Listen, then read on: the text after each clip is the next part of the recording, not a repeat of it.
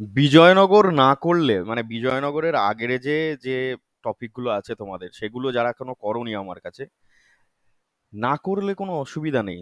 বিজয়নগর বুঝতে কোনো অসুবিধা হবে না।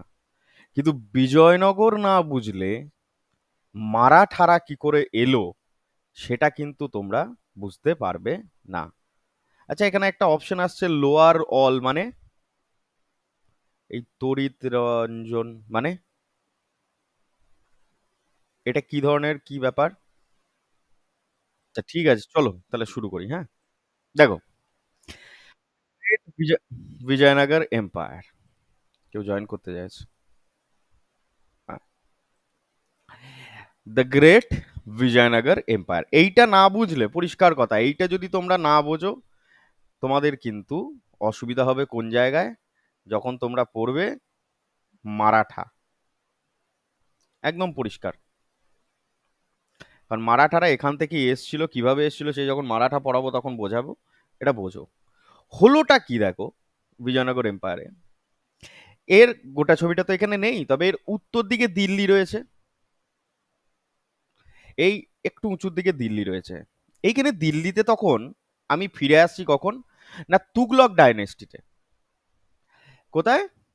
তুগলক ডাইনেস্টি। এই তুগলক ডাইনেস্টিতে একটা রাজা ছিল, তোমরা সবাই মোটামুটি একটু আধটু হলেও জানো, যার নাম ছিল কি, মোহাম্মদ বিন তুগলক। এ কি করলে, এ বিভিন্ন পলিসি নিজে থেকে অ্যাপ্লাই করতে গেল। মানে এর উদ্দেশ্যটা কি ছিল, না এর উদ্দেশ্য ছিল এই যে ভারতবর্ষের যে দক্ষিণ প্রান্তটা রয়েছে, এই দক্ষিণ প্রান্ত ট্রেডের জন্য খুবই ফেমাস। কেন? না তিন দিকে জল, এদিকে অ্যারাবিয়ান সি, এদিকে বে অফ বেঙ্গল, আবার এদিকে রয়েছে কে, ইন্ডিয়ান ওশিয়ান। তো এই যে তিন দিকে, হ্যাঁ, ফেমাস ট্রেডের জন্য, তাই দিল্লিতে যারাই শাসন করেছে তারা সবাই চেয়েছে কি, সাউথের দিকে এসে আমরা আগে ট্রেডটাকে যদি আমরা করতে পারি, অর্থাৎ ট্রেডটা আমাদের কাছে খুবই ইম্পর্টেন্ট হয়ে দাঁড়ায়। যে কোনো যে কোনো প্রেক্ষাপট বলো, বা যে কোনো রাজনৈতিক প্রেক্ষাপট হোক, বা তোমাদের পলিটিক্যাল সিনারিও হোক, হ্যাঁ, বা ইকোনমিক্যাল সিনারিও হোক, যে কোনো সিনারিওর ক্ষেত্রে trade is very important. Trade অর্থাৎ ব্যবসা বাণিজ্য। এই জন্য এই পেনিনসুলার রিজিয়নটাকে ক্যাপচার করা প্রত্যেকটা রাজার উদ্দেশ্য। প্রতিটা রাজা যারাই দিল্লিতে শাসন করেছে তারাই চেয়েছে কি, যে আমার সাউথ দরকার। আর যার কন্ট্রোলে সাউথ ছিল সে বহুদিন রাজত্ব করেছে। ফর এক্সাম্পল সাউথ কার আন্ডারে ছিল? আকবরের আন্ডারে ছিল। ফর এক্সাম্পল কার আন্ডারে ছিল? ঔরঙ্গজেবের আন্ডারে ছিল। সবাই মোটামুটি মোটামুটি এরা 50 ইয়ার্স করে রাজত্ব করেছে এবং প্রসপার করেছে। পরিষ্কার কথা, মানে ট্রেড ইজ ভেরি ইম্পর্টেন্ট। এবং এরও আগে যদি আমরা দেখি, যেটা তোমরা পড়নি, তখন তোমরা দেখতে পাবে অশোক ছিল, সমুদ্রগুপ্ত ছিল। এরা বহু মানে অশোক তো প্রায় মোটামুটি এই পর্যন্ত, আমি বলি, সম্রাট অশোকের রাজত্বকালে গোটা এই লাল দাগটার উপর পর্যন্ত ছিল। বুঝতে পেরেছো? তো এগুলো trade is very important for every country. আর এখনো পর্যন্ত তাই। এখনো আমরা দেখতে পাই গুজরাটে ট্রেড হচ্ছে, গোয়াতে ট্রেড হচ্ছে, এইদিকে বিশাখাপত্তনমে ট্রেড হচ্ছে। হ্যাঁ, ট্রেড এইদিকে, এইদিকে আমাদের রয়েছে কে, এইদিকে এইখানটা রয়েছে পশ্চিমবঙ্গ, তাই এইখানটা আবার হলদিয়া পোর্ট ট্রেড করছে। হ্যাঁ, ট্রেড ইজ ভেরি ইম্পর্টেন্ট। তো এই রকমের জন্যই মোহাম্মদ বিন তুগলক ঠিক করলে কি, ফিরে আসি ইতিহাসে, দিল্লিতে ওর ক্যাপিটাল ছিল। ও বললে না, আমি না এইখানে আসবো আমার ক্যাপিটালটাকে স্থানান্তর করতে। বুঝতে পেরেছো? দিল্লির, আচ্ছা কে এবার যারা পড়েছো আমার কাছে তারা বলো তো, যে দিল্লির কোথা থেকে কোথায় ক্যাপিটাল স্থানান্তর করেছিল?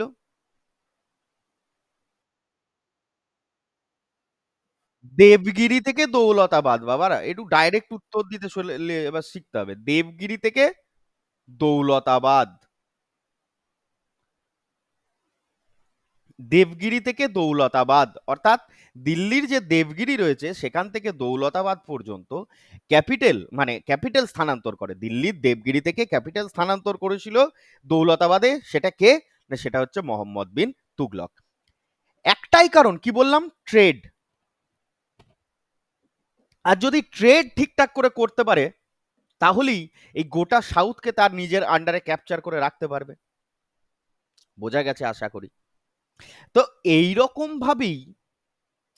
ভাবেই মোহাম্মদ বিন তুগলক বিভিন্ন রকম প্ল্যানিং নিয়েছিলেন, এবং তোমরা ছোট থেকে পড়ে আসছো এনাকে পাগলা রাজা বলা হয় বা পাগল রাজা বলা হয়। হুম। আচ্ছা, আমি তোমাদের কাছ থেকে এক বিন্দুর জন্য একটু সময় চেয়ে নিচ্ছি। হ্যাঁ, হ্যাঁ, একদিকে একটু সময় চেয়ে নিচ্ছি, জাস্ট একটা ফোন একটা ধরবো। হ্যালো। আচ্ছা দেখো, তাহলে ওনাকে কি বলা হয়, ছোট থেকে তোমরা পড়ে আসছো যে খামখেয়ালি রাজা বা পাগলা রাজা এ সমস্ত বলা হয়, কিন্তু এই ছিল সব থেকে বেশি ট্যালেন্টেড। যদি বলা হয় দিল্লি সালতানাতে সব থেকে বেশি ট্যালেন্টেড রাজা কে ছিল, সে আবার হয়ে যাবে কে না, সে হচ্ছে আমাদের এই মোহাম্মদ বিন তুগলক। ওকে, এবার হলোটা কি না, এ যখন তুঙ্গভদ্রা নদীর তীরে, এই যে দেখতে পাচ্ছ তুঙ্গভদ্রা নদী যাচ্ছে, এই তুঙ্গভদ্রা নদীর তীরে এলো, এই জায়গাটা না ছিল হচ্ছে গিয়ে জঙ্গল। বুঝতে পেরেছো? এবার দেখো স্বাভাবিকভাবে এইদিকে নদী একটা বয়ে যাচ্ছে, কৃষ্ণা নদী, এদিক থেকে বয়ে আসছে তুঙ্গভদ্রা নদী, দিয়ে দুটো মিলে আবার এই যে তুঙ্গভদ্রা এই কৃষ্ণা নদী নামে এরকম পড়ে যাচ্ছে এইখানটা। হুম। তা আমি বলতে চাইছি যে এই জায়গাটায় ছিল কি, জঙ্গল। এবার ওরা যখন এই তুঙ্গভদ্রা নদীর পাড়ে এলো, মোহাম্মদ বিন তুগলক তার সৈন্য নিয়ে, এই তুঙ্গভদ্রা নদীর তীরে এই যে দেখতে পাচ্ছ দুই লোক, দুজন, একজনার নাম হচ্ছে কি হরিহরা রায়া, এবং একজনা হলো বুক্কা রায়া। হরিহরা এবং বুক্কা, এই দুজন এইখানে যখনই এরা এলো ট্রেড করতে, এরা বলল তোরা জঙ্গল ক্রস কর, তোদেরকে দেখে নেবো। কি বললো? জঙ্গল বা নদী যদি তোরা ক্রস করিস আমরা তোদেরকে দেখে নেবো। কেন দেখে নেবে না, তখন মানে যখন ওরা আসছে দেবগিরি থেকে, যখন দৌলতাবাদ ক্যাপিটাল শিফট হচ্ছে, ইতিমধ্যেই এই হরিহরা রায়া এবং বুক্কা রায়া নামে দুই ভদ্রলোক এইখানে বিজয়নগর বলে একটা কিংডম এস্টাবলিশ করে ফেলেছে। কি করে ফেলেছে? বিজয়নগর বলে একটা কিংডম এস্টাবলিশ করে ফেলেছে। ঠিক আছে, এবার এর পেছনে এই যে বিজয়নগর যে এলো, এই বিজয়নগর এইখান থেকে ভারতের ইতিহাসের নামটা আসে। কারণ যারা, পরিষ্কার কথা বলতে কি, যারা ভারতের ইতিহাস লিখেছে তারা হচ্ছে অর্ধেক অর্ধেক লিখেছে আর অর্ধেক ফ্যাব্রিকেটেড আর কি। হ্যাঁ, কোনোদিনই কিছু ঠিকঠাক করে লিখে যায়নি। এর একটা আলাদা হিস্ট্রি হওয়ার কথা ছিল, কিন্তু এখন সেটা আমরা যেহেতু আমরা নর্থের দিকে থাকি, সেহেতু আমরা ইস্টে থাকি ঠিক কথাই, কিন্তু আমরা পড়ছি তো নর্থের খেয়ালে, সেজন্য আমাদের কাছে ছোটবেলা থেকে কোনো রিসোর্সেস নেই, নাহলে আরো রিসোর্সেস পাওয়ার কথা। তবে যাই হোক, এই বিজয়নগর কিংডম তাহলে সৃষ্টি করলো কে না, হরিহরা রায়া এবং বুক্কা রায়া। ক্লিয়ার? এরপর তোমাদের জানতে হবে এই হরিহরা এবং বুক্কা হঠাৎ করে তো কিংডমটা সৃষ্টি করলেন, এর পেছনে কি কারণ আছে দেখা যাক। এই গোটাটা আমি বললাম, আগে এখানটায় এসো, এখানটা পড়ো। বলছে some say that it was a result of political and cultural movement against the Tughlaq authority in the south. এবার স্বাভাবিক ব্যাপার, যখন তুগলকরা সাউথে আসছে রাজত্ব করতে বা ট্রেড করতে, তার ক্যাপিটাল স্থানান্তর করছে, তার মানে তাদের যে, আমি যদি আজ আজ আজ তোমাদেরকে যদি আমি খুব ক্লিয়ারলি তোমাদেরকে চলো একটুখানি বাস্তবের সাথে জুড়ে দিই, তাহলে জিনিসটা বুঝতে পারবে। আমি তোমাদেরকে বলি, দুটো কথা বলি, খুব মন দিয়ে শুনবে বাবুরা। হ্যাঁ, আমি বলছি এইটি হচ্ছে আমার ওয়েস্ট বেঙ্গল। খুব মন দিয়ে শুনবে, হ্যাঁ, তোমাদের পরীক্ষার জন্য ইম্পর্টেন্ট, সেটা তো আছেই। আগে এটা বোঝো, এইটাকে আমি বলতে পারি যে এইটি হচ্ছে আমার ওয়েস্ট বেঙ্গল।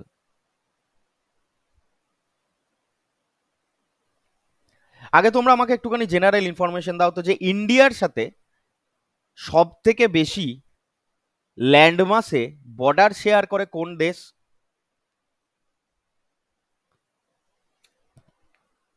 কোন প্রতিবেশী রাজ্য ইন্ডিয়ার সাথে সব থেকে বেশি ল্যান্ড মাস শেয়ার করে রয়েছে?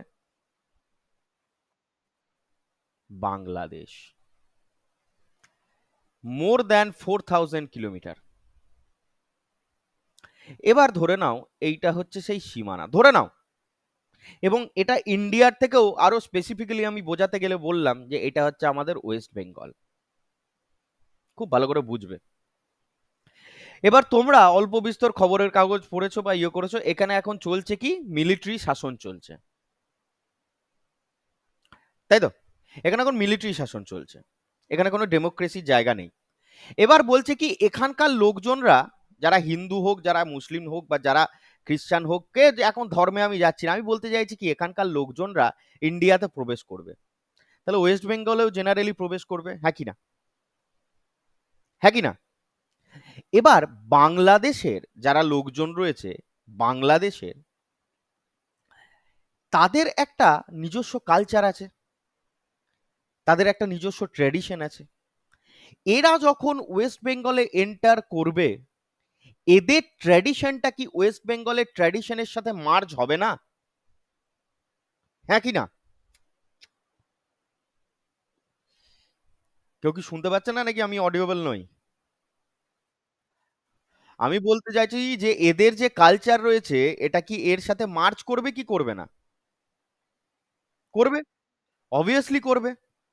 তাহলে ওয়েস্ট বেঙ্গলের লোকেরা তখন কি চাইবে, যে না, আমরা আমাদেরটা নিজেদের মতো করে আগে গুছিয়ে রাখি, নালে অতিভক্ততে গজন নষ্ট। অতিভক্ততে গাজন নষ্ট হয় না?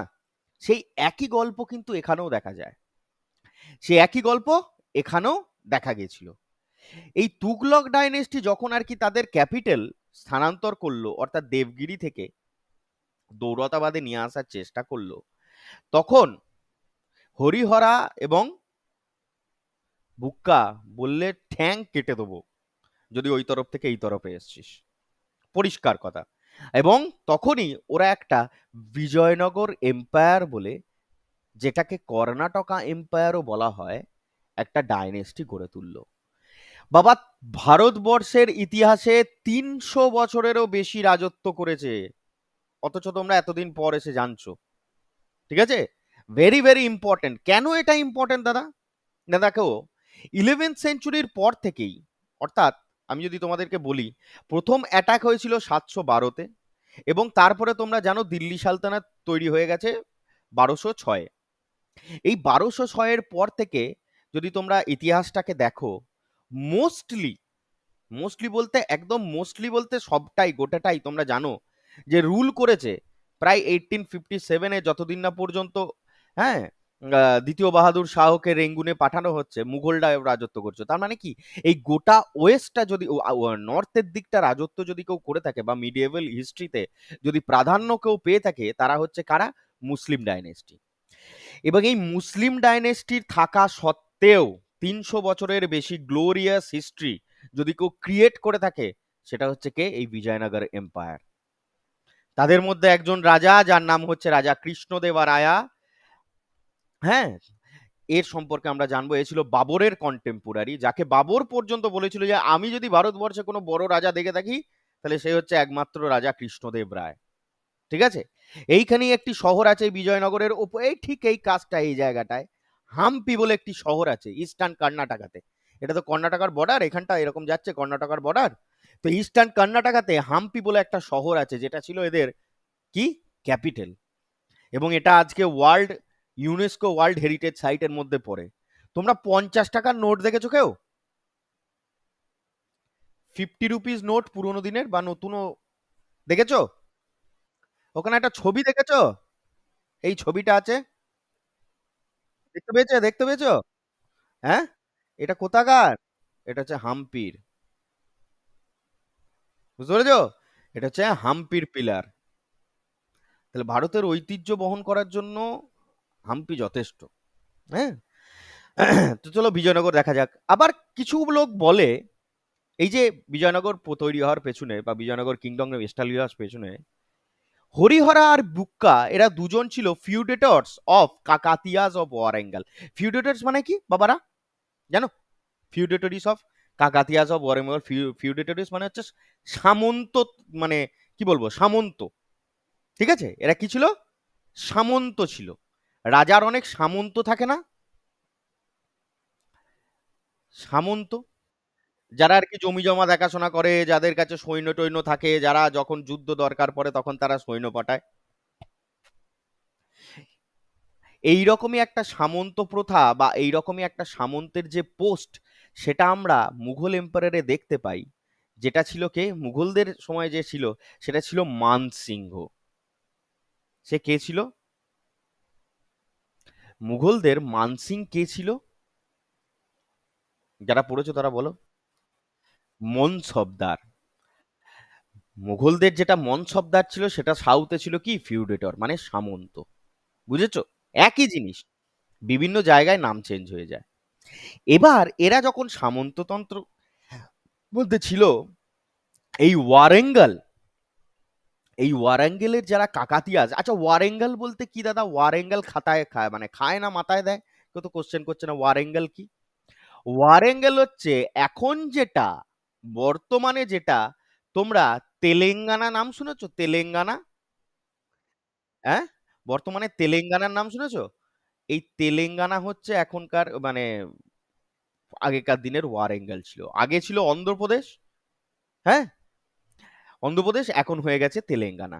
ঠিক আছে, অন্ধ্রপ্রদেশ থেকে তেলেঙ্গানা 2014 সালে তৈরি হয়। তো এখন হয়ে গেছে কি, তেলেঙ্গানা। এই ওয়ারেঙ্গল হচ্ছে এখনকার দিনে তেলেঙ্গানা। এই তখন না কাকাতিয়া ডাইনেস্টি রাজত্ব করছে। তাদেরই এবার দুটো সামন্ত ছিল, কে? হরিহরা আর বুক্কা। আলটিমেটলি কি হয়, যখন সাউথে তুগলকরা ট্রেড করতে আসে, এই ওয়ারেঙ্গলরাও সাউথের মানে নর্দার্ন যে তুগলক রয়েছে তাদের সাথে হাত মেলায়, যে বলে আমরাও ট্রেড করব। এবং বলা হয় যে ধর্মান্তকরণ বা যেটাকে বলা হয় ধর্মের যে পরিবর্তন, সেটাও করানোর চেষ্টা করা হয়েছিল। তা সে মতো অবস্থায় এরা নিজেদেরকে ইন্ডিপেন্ডেন্ট বলে ঘোষণা করে এবং একটা নতুন রাজ্য তৈরি করে, যেটা হচ্ছে তুঙ্গভদ্রা নদীর তীরে, যেটাকে বলে বিজয়নগর এম্পায়ার পরবর্তীকালে। ক্লিয়ার হলো? এইটা একটা বলা হয় যে এর পেছনেও নাকি এটা একটা দায়ী। আরেকটাও কারণ বলা হয়, another theory is there, Harihara and Bukka Raya the commanders of under Hoysala dynasty kingdom and they were কান্না দিগাজ। আমি বোঝাচ্ছি, এই কান্না দিঘা বলে একটা 2021 সালে সিনেমাও এসেছিল, কেউ তো দেখোনি। হুম, কান্না দিঘা হচ্ছে কান্নারা বলে একটা ল্যাঙ্গুয়েজ হয়, জানো? এই কান্নারা ল্যাঙ্গুয়েজ যারা বলে তাদেরকে বলা হয় কান্না দিগাজ। হ্যাঁ, মানে কানাড়া ল্যাঙ্গুয়েজ, যারা কানাড়া ল্যাঙ্গুয়েজ ইউজ করে তাদেরকে বলা হয় কি, কান্না দিগাজ। ঠিক আছে, তো এই কান্না দিগাজ ছিল নিজেরা নিজেরা, ওরা কানাড়া ভাষায় কথা বলতো আর কি, পরিষ্কার কথা। এবং এদেরকে বলা হয়, এরা নাকি এই ওয়ারেঙ্গল ডাইনেস্টি ছেড়ে দিয়ে এরা পরবর্তীকালে চলে এসেছিল হোসালা ডাইনেস্টিতে।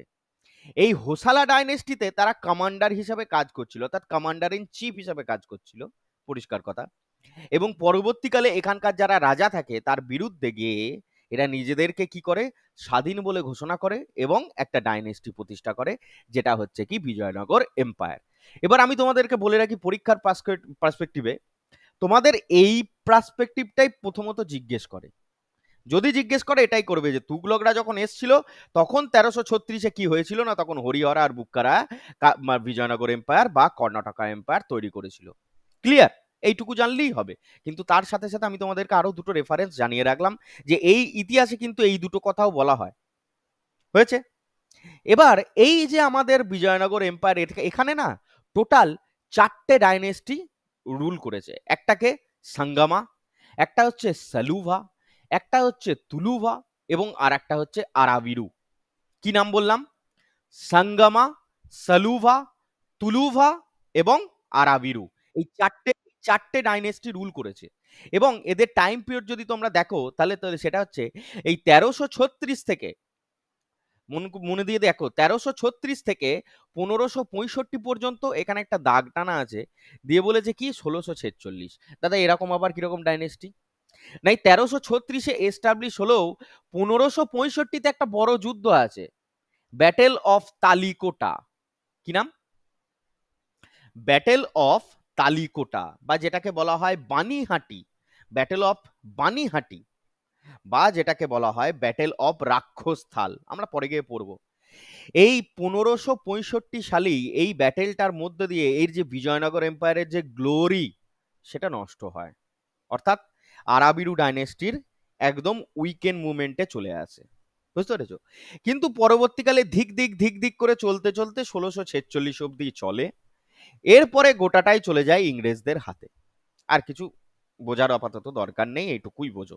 হ্যাঁ, এই মানে তারপরে তোমরা দেখতে পাবে আস্তে আস্তে মারাঠা কিংডম আসছে, মারাঠারাও তারপরে লড়াই টড়াই করার চেষ্টা করবে, কিন্তু আলটিমেটলি চলে যাবে ইংরেজদের হাতে 1646-এর পরে। তো 1565-তেই মোটামুটি বলা যেতে পারে অফিসিয়ালি শেষ হয়ে গেছিল। যেমন তোমরা অনেকে জানো যে মুঘল এম্পায়ার যখন আমরা পড়ি, তখন আমরা পড়ি কত না 1526 থেকে 1707। তারপরে আবার একটা অবলিক দিয়ে পড়ি 1857। কেন দাদা?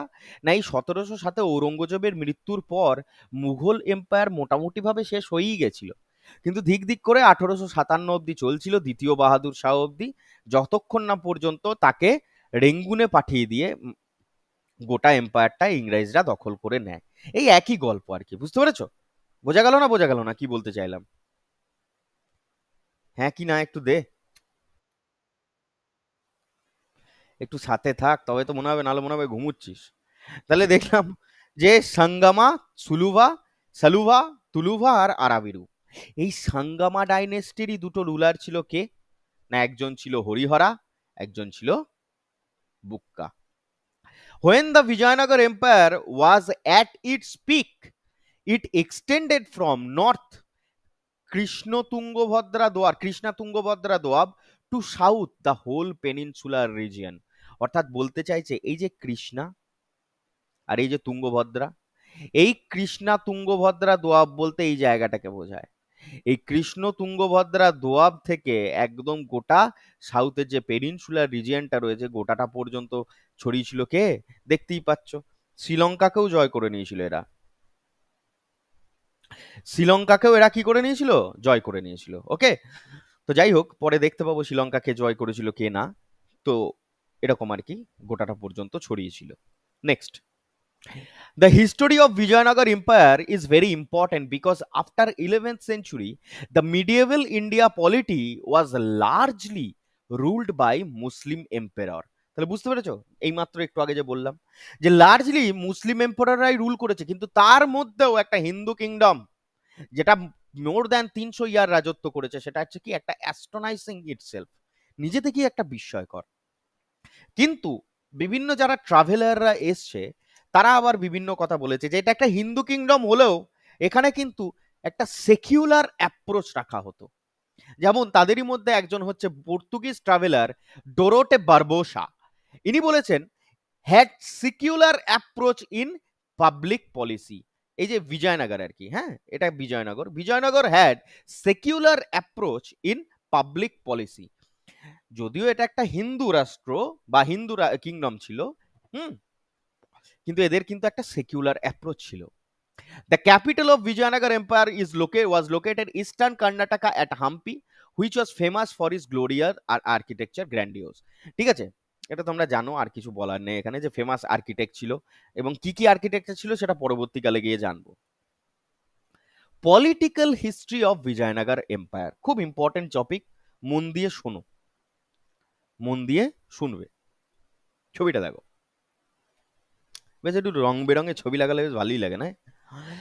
দেখো কি হলো, এইখানে তোমরা দেখতে পাচ্ছ খুব ক্লিয়ারলি, এইটা হচ্ছে আমাদের তুঙ্গভদ্রা নদী, এইটা হচ্ছে আমাদের কৃষ্ণা নদী, এবং এইখানে চলে আসছে কি একটা কৃষ্ণা গোদাবরী বা কৃষ্ণার তুঙ্গভদ্রা দোয়াব।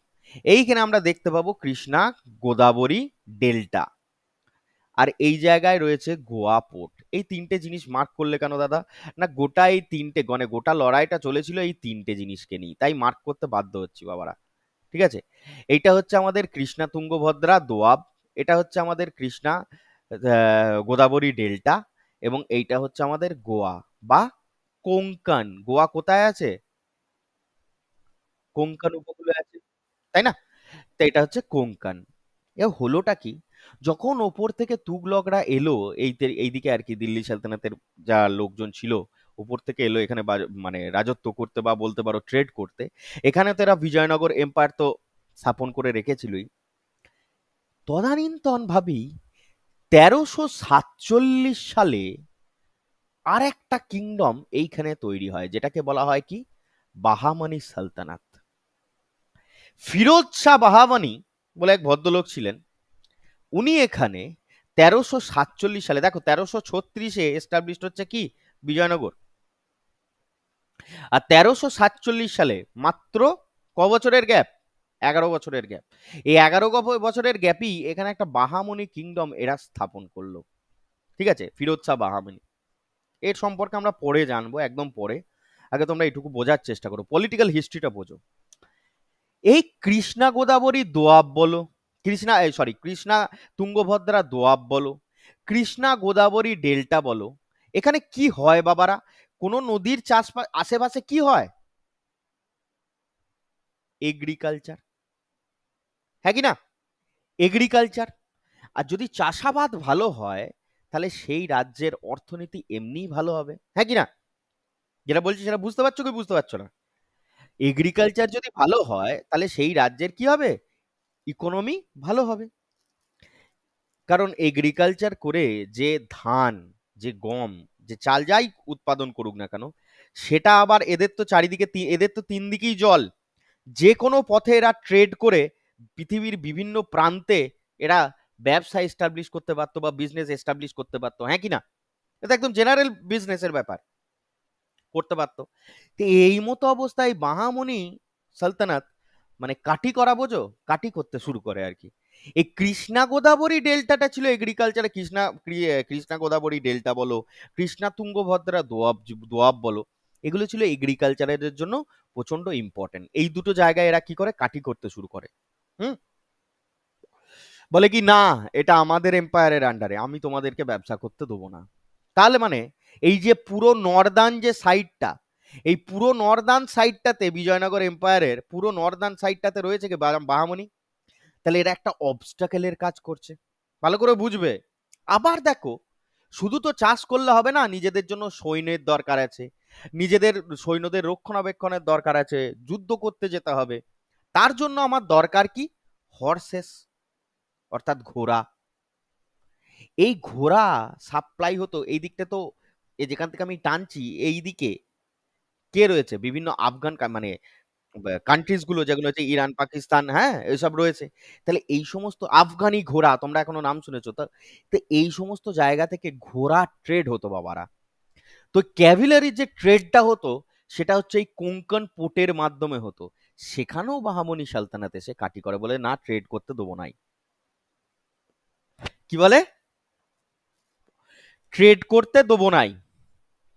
তাহলে এই 3টে সমস্যা, অর্থাৎ এই 3টে পজিশন নিয়ে যে সমস্যা, একটা হচ্ছে কৃষ্ণা তুঙ্গভদ্রা দোয়াব, একটা হচ্ছে কৃষ্ণা গোদাবরী ডোল্টা, আর একটা হচ্ছে কি না এই কোঙ্কন উপকূল।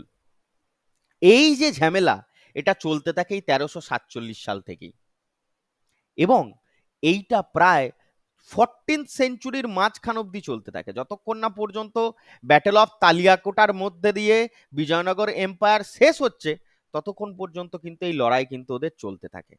সেটাই আমরা আস্তে আস্তে ধীরে ধীরে বুঝবো।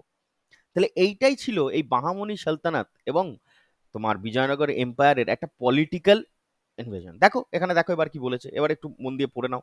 আমি গোটাটাই তোমাদের জন্য লিখে রেখেছি, অসুবিধা কিছু হবে না আশা করি। বলছে, in 1336 Harihara was the first ruler of Vijayanagar empire. তাহলে প্রথম রুলার কে ছিল, হরিহরা রায়া। এই হরিহরা মানে হচ্ছে কে, হরিহরা রায়া। এ ছিল first ruler of Vijayanagara, who annexed the Hoysala dynasty territory. আরেকবার ছবিটা দেখা যাক। হোসালা ডাইনেস্টিকে এখানে দেখিয়েছে, দেখায় নাই, দেখায় নাই, দেখায় নাই, দেখায় নাই। দেখো এখানে আছে, নেই। হোসালা ডাইনেস্টি তোমাদেরকে যদি আমি দেখাতে পারতাম খুব ভালো। এই যে এখানে দেখো, হোসালা, দেখতে পাচ্ছ, হৈসালা ডাইনেস্টি। এই হৈসালা ডাইনেস্টির যে টেরিটরি, সেটা হরিহরা রায়া কি করেছিল, ক্যাপচার করেছিল। এবং পরবর্তীকালে এইখানে রয়েছে কে, মাদুরাই। এই যেখানটা ডট করলাম, এই জায়গাটা রয়েছে কে, মাদুরাই। হ্যাঁ, এই মাদুরাইটাকেও ক্যাপচার করেছিল, সেটা অন্য লোকে করেছিল। দেখো কিভাবে টেরিটরি ক্যাপচার করছে, দেখো। হোসালা ডাইনেস্টি টেরিটরি ক্যাপচার করলো কে, Harihara Raya. বুক্কারায়া succeeded him in 1356 by destructing Madurai expanded the Vijayanagar empire in the whole south peninsular. বোঝা গেল? তাহলে হোসালা ডাইনেস্টির কিংডম অ্যানেক্স করলো কে? হরিহরা রায়া। এরপরে 1356-তে মাদুরাইয়ের কিংডমটাকে ডিস্ট্রয় করে সেখানকার যে টেরিটরি সেটা কাছে নিয়ে এলো কে? না, সে হচ্ছে বুক্কা রায়া, যে হচ্ছে দ্বিতীয় রুলার। ওকে, এবং হরিহরা বুক্কা এরা দুজনাই ছিল কোন ডাইনেস্টি রুলার? সাঙ্গামা। কোন ডাইনেস্টি রুলার? সাঙ্গামা ডাইনেস্টি, যেটা হচ্ছে প্রথম ডাইনেস্টি। ওকে, প্রথম ডাইনেস্টি যেটা, সেটাই হচ্ছে সাঙ্গামা। তো তাদের রুলার ছিল। But it was not that easy for Vijayanagara empire. কেন দাদা ইজি কেন ছিল না? না দেখো, after the decline of Tughlaqs, Delhi Sultanate, বানানটা একটু ভুল হয়েছে, TANATE, Sultanate, Bahmani Sultanate declare independence and came into power in Deccan. ওই যে বললাম বাহামনি সালতানাত তৈরি হয়ে গেল। The Bahamani kingdom was the main obstacle for the Vijayanagar empire for its northern ambition. কি বললাম একটু আগে, যে গোটা উত্তরের যে দিকটা, তাদের যে ট্রেড, এই গোটা দিকটা বাধা দিচ্ছিল কে? এই গোটা দিকটাতে বাধা দিচ্ছিল কে? বাহামনি সালতানাত। একটু আগেই বললাম, ঠিক আছে। The Bahamani kingdom was established by Alauddin Hasan Muhammad Shah in 1347। ওকে, শুধু এই পয়েন্টটা একটু মনে রেখো, এটা পরীক্ষায় কোশ্চেন আসে যে বাহামনি কিংডম কবে এস্টাবলিশড হয় এবং কে করে। বেশ, the rivalry between Bahmani and Vijayanagara empire started at the time of king Bukka Raya, অর্থাৎ 1356 থেকে 1356 থেকে Bukka Raya first and continued till 14th century. The main reason behind the rivalry was Tungabhadra Doab, Krishna Godavari delta এবং কোঙ্কন। তিনটেই বলেছি কি কারণে। এই দুটো হচ্ছে এগ্রিকালচার, আর এইটা হচ্ছে আমার ক্যাভিলারি বা horses. The rivalry for Tungabhadra Doab and Krishna Godavari delta ওয়ার্ডস for its fertile land, but Konkan was in conflict because of horses which are important for horses, which are important for horses মানে বা ক্যাভিলারিও বলতে পারো আর কি। এই যে ট্রেড, হর্সেস ট্রেড, হর্সেস নয়, হর্সেস ট্রেড, ঘোড়ার যে ট্রেডের জন্য ভীষণভাবে ইম্পর্টেন্ট ছিল কি এই কোঙ্কন দ্বীপ। এবং যদি সৈন্যই না থাকে তাহলে আমার রাজত্ব বাঁচাবে কে? যদি আমার ইন্ডিয়ান আর্মিই না থাকে তাহলে আমার ইন্ডিয়ার টেরিটরি হেফাজত করবে কে? হ্যাঁ কি না? একই ব্যাপার। The Bahmani kingdom stop the trading of horses coming from north, and this is the way that the Port Goa became very important for the Vijayanagar, so that they can trade with West Asia for horses. উত্তর দিক থেকে যদি কেউ ঘোড়া পাঠায়, এই উত্তর দিক থেকে যদি কেউ ঘোড়া পাঠায়, সেই ঘোড়া তো পৌঁছাতে দেবে না। কারা পৌঁছাতে দেবে না? বিজয়নগর এম্পায়ার পৌঁছাতে দেবে না, এইখানেই আটকে দেবে, হ্যাঁ কি না? তার জায়গায় তাহলে যদি আমার কোঙ্কন উপকূলটা দিয়ে যদি কেউ ঘোড়াটা নিয়ে আসা যাতায়াতের জায়গা তৈরি করে নেয় তাহলে খুব ভালো হয় এর জায়গায়। তাহলে এশিয়ার সাথে আমি ট্রেডটা করতে পারবো। কিন্তু বাহামনি এইখানেও এসে কাটি করতে শুরু করে দিল। তো এই ছিল ওদের প্রধান মতভেদ। The struggle continues, the struggle continues when Devaraya first became the ruler in 1404 and he started the ward over Tungabhadra doab. কি হয় না দেখো, প্রথম হরিহরা, তারপরে বুক্কা, এবং তারপরে যে রুল করতে আসে সে হচ্ছে দেবারায়া ফার্স্ট। এই দেবারায়া ফার্স্ট 1404 সালে কি হয়, আবার নতুন করে ওদের মধ্যে যে মানে এই যে দোয়াব নিয়ে যে ঝামেলাটা ছিল সেটাকে রিস্টার্ট করতে শুরু করে। কিন্তু এই মুহূর্তে এর কপাল খুব খারাপ ছিল। But A treaty of Warangal এবং বাহামনির মধ্যে একটা ট্রিটি সাইন হয়ে যায়। দুটো অ্যালাইড ফোর্সেস কার বিরুদ্ধে হামলা করে দেয় না? বিজয়নগরের বিরুদ্ধে, দেবারায়া ফার্স্টের বিরুদ্ধে। ঠিক আছে, এবং কি হয়, দেবারায়া ফার্স্ট হেরে যায় এই যুদ্ধে। যেন কি হয়েছিল, এই ফিরোজ শাহ বাহামানির সাথে নিজের মেয়ের বিয়ে পর্যন্ত দিতে হয়েছিল। মানে রাজনীতি এরকমই জায়গায়, হেরে গেল মানে কি, হেরে তো যাচ্ছে ঠিক কথাই, মেয়ের বিয়ে পর্যন্ত দিতে হচ্ছে। দেখো, As a result, Firoz Shah Bahamani defeated Devaraya first in 1408 CE. And as compensation, Devaraya had to marry his daughter to King Firoz Shah Bahamani.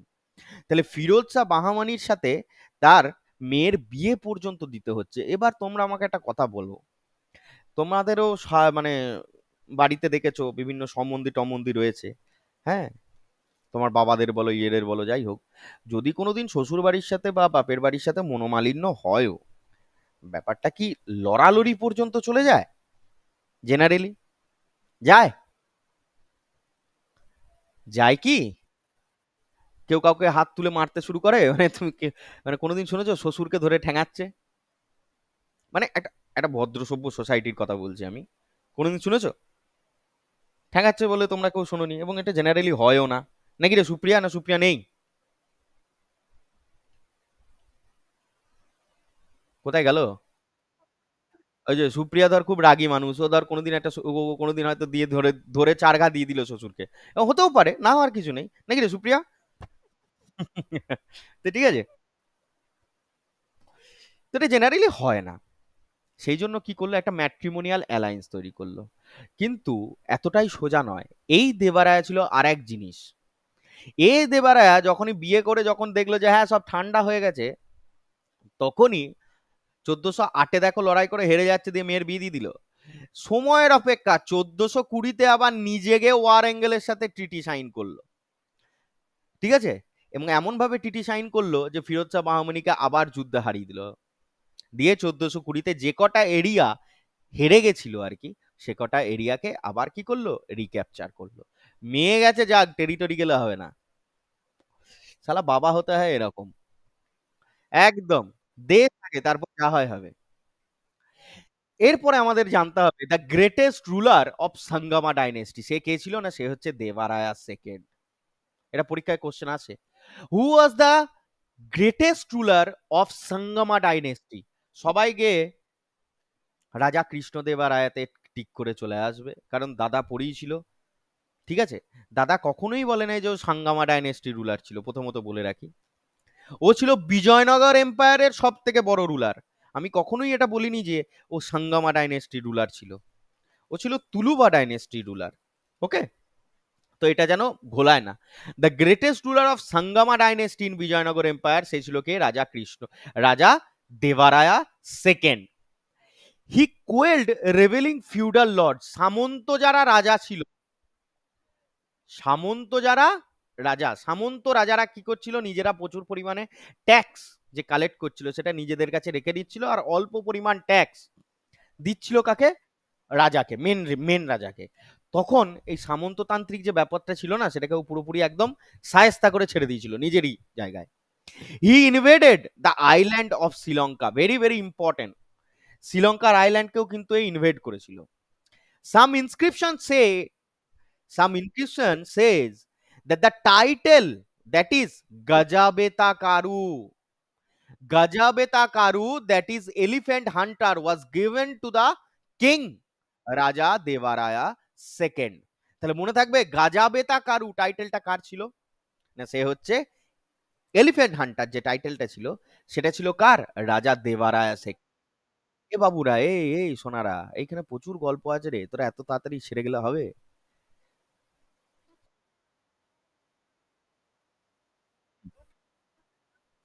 ওটা তো কম আছে, এটা তো অনেক বেশি আছে। হ্যাঁ, আমি তো এরকম করেই পড়াই। আমি এরকম করেই তো পড়াই। আমি এরকম করেই পড়াই। খুব মন দিয়ে দেখ, মন দিয়ে শোন। ৩ ধরনের রাজা হয়। একজন হচ্ছে ঘোড়ায় চড়ে, একজন হচ্ছে পায়েতে যায়, মানে পায়ে হেঁটে চলে। আরেকজন কিসে যায়? একজন হচ্ছে ঘোড়ায় চড়ে বললাম, একজন হচ্ছে পায়ে হেঁটে, আর একজন হচ্ছে হাতিতে চড়ে। এই ৩ ধরনের রাজা কিরকম? সাউথের যারা রাজারা ছিল না বাবারা, মেনলি যারা, তারা সবাই যেত পায়ে হেঁটে। তোমরা সিনেমা দেখেছো কি নাম, বাহুবলী দেখেছো?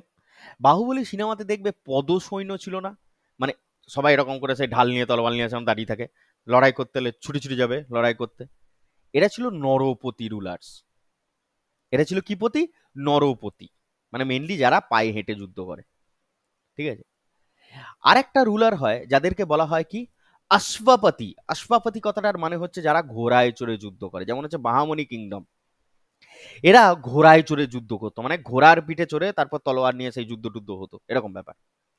আরেকটা ছিল যাদেরকে বলা হয় এই যে এলিফেন্ট। এলিফেন্ট মানে হাতিতে চড়ে যুদ্ধ করতো, নামটা এই মুহূর্তে আমার মাথায় আসছে না। হ্যাঁ, আমি বলে দিচ্ছি, আস্তে আস্তে মাথায় চলে আসবে। এরকম রুলার ছিল আমাদের বাংলার রুলাররা। আমাদের যারা বাংলার যারা রাজত্ব করেছে না, তারা সব হাতিতে চড়ে লড়াই করতো। বুঝতে পেরেছো? বাংলার, বাংলার বলতে ইস্টার্ন রিজিয়নের দিকে যারা লড়াই করতো, তারা মেনলি হাতিতে চড়েও লড়াই করেছে অনেকে। এবং আমি তোমাদেরকে যদি খুব ক্লিয়ার ডিটেলসে বলি, এই তিনটে ডিফাইন তোমরা একটুখানি খাতায় লিখে নাও। আমি তোমাদের বলছি, তোমরা একটু লিখে নাও যে কোথাকার রুলারকে কি বলা হতো। এটা একটুখানি তোমরা লিখে নাও, পয়েন্ট করে নোট করে নাও, কারণ বারবার মনে থাকবে না। কোন রুলারকে কি বলা হতো, দেখো লিখে নাও। এখানে তোমরা লিখবে, লিখবে গজপতি। গজ মানে হাতি, হ্যাঁ গজপতি। কি বলতো? গজপতি। এটা হচ্ছে eastern Ganga region, eastern Ganga region, যেখানে পড়ে যাচ্ছে কি ওড়িশা, হ্যাঁ, বেঙ্গল রুলার্স। এরা হাতিতে তোলা করতো। যদি বিজয়নগরের কথা বলি, বিজয়ানগর, তারা ছিল কারা? তারা ছিল নরপতি, অর্থাৎ যারা পায়ে হেঁটে যুদ্ধ করত। আর বাহামনির যদি কথা বলি, তারা ছিল অশ্বাপতি। অশ্বাপতি মানে যারা ঘোড়ায় চড়ে লড়াই করত। এবার তোমরা একটু আগে একটা টাইটেল পেলে, গজাবেতা কারু। কি টাইটেলটা পেলাম? গজাবেতা কারু। লিখে দিচ্ছি, গজাবেতা কারু। গজাবেতা কারু কাকে বলবো? যে গজপতিদের হারাবে, যে গজপতিদের হারাবে তাকে বলবো কি গজাবেতা কারু, হ্যাঁ কি না? এই গজাবেতা কারু কাকে বলা হতো? রাজা দেবারায়া সেকেন্ডকে। রাজা দেবারায়া সেকেন্ড। তার মানে এখান থেকে খুব ক্লিয়ার হয়ে যাচ্ছে ব্যাপারটা যে রাজা দেবারায়া সেকেন্ড ওড়িশা অর্থাৎ বেঙ্গল রিজিয়ন পর্যন্ত কিন্তু নিজের ডাইনেস্টিকে ফেলানোর চেষ্টা করেছিলেন। এটা খুব ক্লিয়ার হয়ে গেল এই জায়গা থেকে। ঠিক আছে। তাহলে গজপতি রুলার বলা হতো কাদেরকে? ইস্টার্ন গঙ্গা রিজিয়ন অর্থাৎ ওড়িশা বেঙ্গল যে রিজিয়নের যে রুলার রয়েছে তাদেরকে বলা হতো। তাদেরকে যখন হারাচ্ছে তাই তাকে বলা হতো কি, তাই এই যে টাইটেলটা নেবে সেটা হচ্ছে কি গজাবেতা কারু। এবং এই যে, হ্যাঁ এটা হচ্ছে ভীষণ ইম্পর্টেন্ট। এবং এই দেবারায়া সেকেন্ড কি করে, একটা টেম্পল বানিয়েছিল যেটা তোমাদের পরীক্ষায় আসে, বিরূপাক্ষা। কি টেম্পল? বিরূপাক্ষা টেম্পল, যেটা হচ্ছে কার? অফ হাম্পি। হ্যাঁ, এটা হচ্ছে কার? না, এটা হচ্ছে in the form of lord Shiba.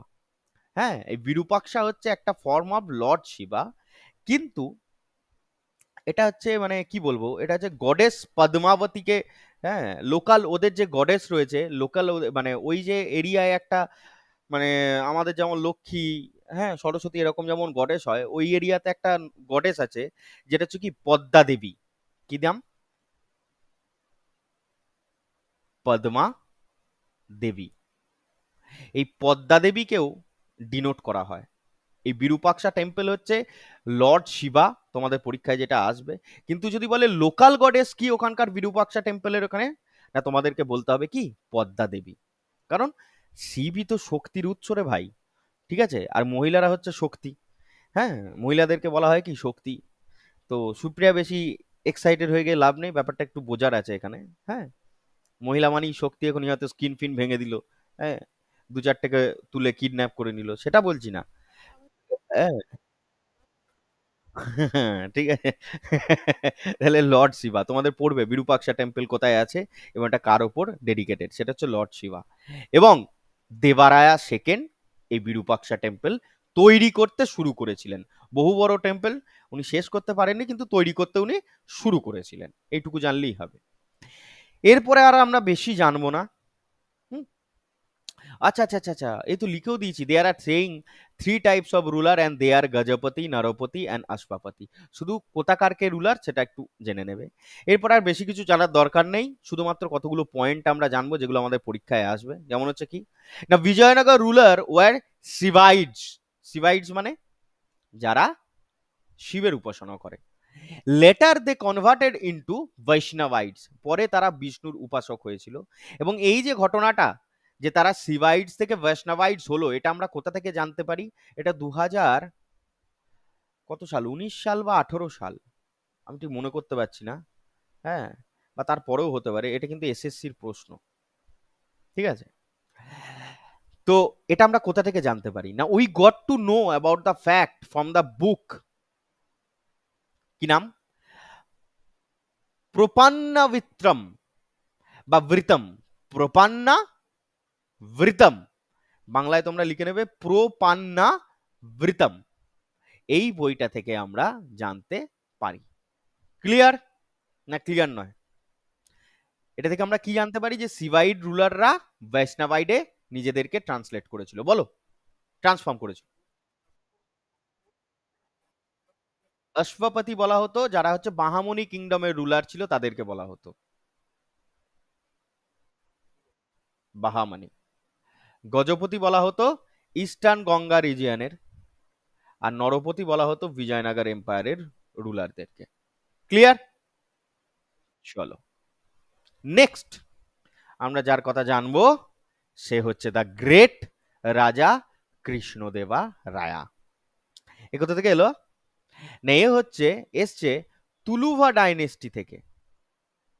তুলুভা dynasty, এবং তুলুভা ডাইনেস্টির 3 নম্বর রুলার হচ্ছে রাজা কৃষ্ণদেবা রায়া। ঠিক আছে, এ কে ছিল? এ হচ্ছে contemporary of Mughal empire Babur. এবং বাবর একমাত্র দক্ষিণে কি ভয় খেত, পরিষ্কার কথা। বাবর যদি বলা হয় কাকে ভয় খেত, সে হচ্ছে এই কৃষ্ণদেবা রায়াকে। এবং বলেও ছিল যে আমার আমলে, আমি যদি, আমার দেখা সব থেকে মহান রাজা যদি কেউ থেকে থাকে সে হচ্ছে কে, এই রাজা কৃষ্ণদেবা রায়া। দেখো এইখানেই আছে গোটা হিস্ট্রিটা। রাজা কৃষ্ণদেবা রায়া রুলড ফ্রম 1509 মানে 1509 সাল থেকে 1529-30 সাল পর্যন্ত রাজত্ব করেছিল। মানে এই কটা বছর সে রাজত্ব করেছিল, মাত্র দেখো 20 বছর বা 20 বছর 21 বছরের টেনিওর, তাতেই হিস্ট্রির মাথায় নাম। He was born in 1471 in Karnataka at Hampi. তোমাদের চিন্তা নেই, আমি এই পিপিটিটা তোমাদেরকে গ্রুপে সেন্ড করে দেবো, হোয়াটসঅ্যাপের গ্রুপে, কোনো চাপ নেই, তোমরা দেখে দেখে খাতায় নোট করে নিতে পারো। Hmm, his father was Tuluva Narasa Nayaka and mother was Nagala Devi. তাহলে ওর বাবার নাম ছিল কি, তুলুভা নারসা নায়াকা, এবং মা ছিল নাঙ্গালা দেবী। হয়েছিল কি না, এই তুলুভা নারসামা নায়াকা যে ছিল, এ যে প্রথম যে ডাইনেস্টি অর্থাৎ সালুভা ডাইনেস্টি, তার যে লাস্ট রাজা নরসিমা দেবা রায়া, তার কমান্ডার ইন চিফ ছিল। খুব মন দিয়ে শোনো, আমার মানে আমি ধরো নরসিমা দেবা রায়া, আমার একটা কমান্ডার ইন চিফ হচ্ছে নারসা নায়াকা। ঠিক আছে, তুলুভা নারসা নায়াকা।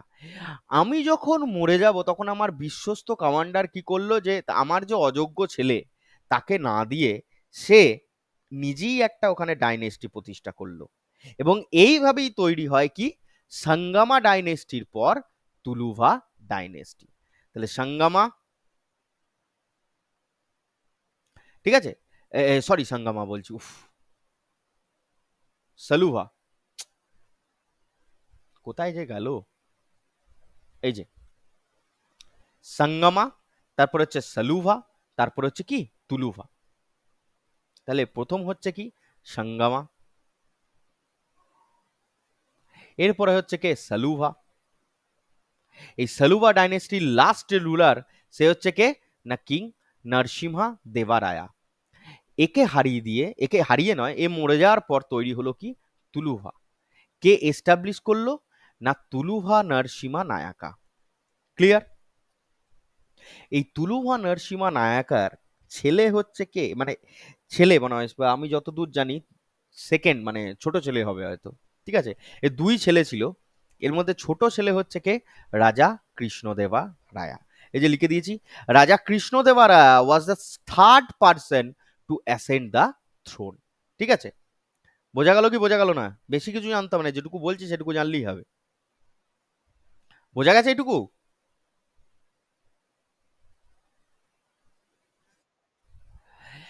এরপরে রাজা Krishnadeva Raya is considered as the greatest of all Vijayanagara ruler. তাহলে তোমাদের পরীক্ষায় দুটো কোশ্চেন আসতে পারে। একটা যদি বলে যে তুলুভা ডাইনেস্টির সব থেকে বড় রাজা কে ছিল, তোমাদের উত্তর হবে কি রাজা কৃষ্ণদেবা রায়া।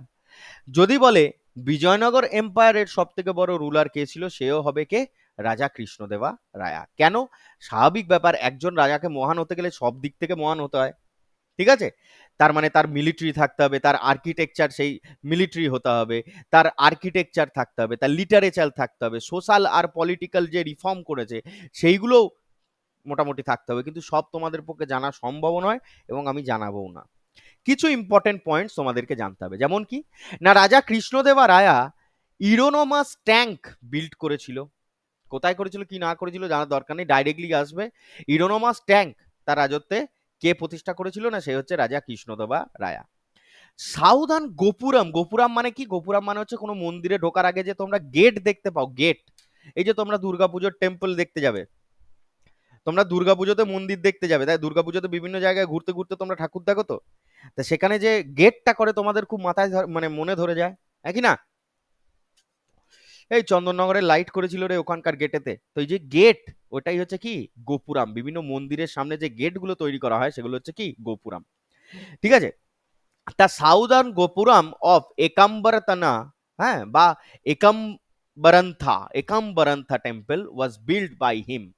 আর সেটা ছিল প্রায় 188 ফিট লম্বা। মানে মন্দিরের মন্দিরের গোপুরাম মানে গেট যেটা, সেটাই হচ্ছে 188 ফিট লম্বা। His time was a golden time of literature. সে নিজেও একটা বই লিখেছিল, তার লিটারেচারে তো তার সময় প্রচুর পরিমাণে উন্নতি হয়, ঠিক আছে। সেটা কি না, সে লিখেছিল কি আমুক্ত মালিয়াদা ইন তেলেগু ল্যাঙ্গুয়েজ, যেটা ছিল একটা পলিটিক্যাল ওয়ার্ক। তোমাদের পরীক্ষায় পড়ে যে আমুক্ত মালিয়াদা একটা লিটারেসি ওয়ার্ক নাকি একটা ইকোনমি ওয়ার্ক না কি ওয়ার্ক? না, এটা ছিল একটা পলিটিক্যাল ওয়ার্ক, যার মধ্যে ইকোনমি রিলেটেড ছিল, আলাদা ব্যাপার, ঠিক আছে। এটা একটা পলিটিক্যাল ওয়ার্ক, অমুক্ত মালিয়াদা। এবং এই অমুক্ত মালিয়াদা কোন ল্যাঙ্গুয়েজে লেখা হয় না, সেটা হচ্ছে তোমার তেলেগু ল্যাঙ্গুয়েজে। তিনি সংস্কৃত ভাষাতেও একটা গল্প মানে একটা বই লিখেছিলেন, যেটাকে বলা হয় কি জামাবতী কল্যাণম। কি বলা হয়? Jambavati Kalyanam. He had Ashtadiggaja in his court. অষ্টদিগ্গজটা কি না, 8টা তেলেগু পোয়েট অ্যান্ড স্কলার ছিল তার কোর্টে। অর্থাৎ তার যে কোর্ট, মানে কি বলবো, কোর্টের বাংলা কি হয় গো? রাজসভা। যেমন, না না, কোর্ট কোর্ট মানে এখানে ওটা আলাদা। তার কোর্ট মানে যে রাজসভা এখানে, হ্যাঁ, রাজসভাতে 8টা কি ছিল, অষ্টদিগ্গজ ছিল, 8টা তেলেগু পোয়েট। যেমন আমরা দেখেছি কি না, যেমন আমরা দেখেছি তোমার নবরত্ন ছিল, 9 জুয়েলস আকবরের আমলে, একই না? সেরকমই এর আমলে কি ছিল, অষ্টদিগ্গজ। এই অষ্টদিগ্গজে 8টা ছিল, তার মধ্যে একজন ছিল কে তেনালি রামা, ঠিক আছে। তেনালি রামা যাকে বলা হয় কি Birbal of south India, very very important. Tenali Rama ছিল তাদের মধ্যে একজন। এখানে গোটাটা একটু বড় করে ভাগ না করেছে, ওটা ঠিক আছে, লিখে নেবে। Some very precious architecture of Vijayanagar empire. এবার কিছু প্রিসিয়াস আর্কিটেকচার যেটা পরীক্ষায় আসতে পারে সেগুলো এখানে করে দেওয়া আছে। যেমন হচ্ছে কি বিরূপাক্ষা টেম্পল, যেটা হচ্ছে রাজা কৃষ্ণ যারা দেবারায়া সেকেন্ড যেটা তৈরি করতে শুরু করেছিল। হাম্পি স্টোন চ্যারিয়ট, যেটা তোমাদের 50 টাকার নোটে এবং যেটা তোমাদেরকে আমি ছবি এইমাত্র দেখালাম, এই যে এটা হচ্ছে Hampi stone chariot, inspired from Konark stone chariot. আমাদের কোনার্ক স্টোন চ্যারিয়ট, তোমরা কোনার্ক কোথায় গো? বলো বলো, জোরে বলো। ক পুরীতে আছে নয়? সেই তো রে, ওখানে একটা স্টোন চ্যারিয়ট আছে। তো ওই স্টোন চ্যারিয়ট থেকে ইন্সপায়ার্ড হয়ে হাম্পি স্টোন চ্যারিয়ট বানানো হয়েছিল। ওয়াজ এ পারফেক্ট স্টেম্প, মানে example of architecture in Bijoynagar empire. যাই হোক, হাম্পিতে মিউজিক্যাল পিলার আছে কিরকম জানো? মানে এরকম গল্পটা আমি তোমাদেরকে যদি বলি, মানে এরকম আর কি। এ ধরো, এই ঘরটার মধ্যে কিছু পিলার আছে, ওপর থেকে নিচে পর্যন্ত এরকম পিলার আছে, ঠিক আছে? এই পিলারগুলোকে কি করা যায়? রোটেট করা যায়। প্রথমত পিলারগুলো রোটেট হচ্ছে, এবং এখানে যদি তুমি কিছু আঘাত করো না, তাহলে তোমার মিউজিক্যাল সাউন্ড তৈরি হয়। এটা কত বড় ইনোভেশন, বুঝতে পারছিস? Musical pillars of Hampi are the architectural wonder, সেটা যে কি করে করেছিল সেটা আমি মানে বোঝা খুবই মুশকিল। হ্যাঁ, it produces sound of 81 musical instrument. বিভিন্ন পিলারে বিভিন্ন রকম আওয়াজ হয়, প্রায় 81টা মিউজিক্যাল ইনস্ট্রুমেন্টের আওয়াজ কিন্তু এই পিলারগুলোতে আছে। তোরা বানাতে পারবি কেউ?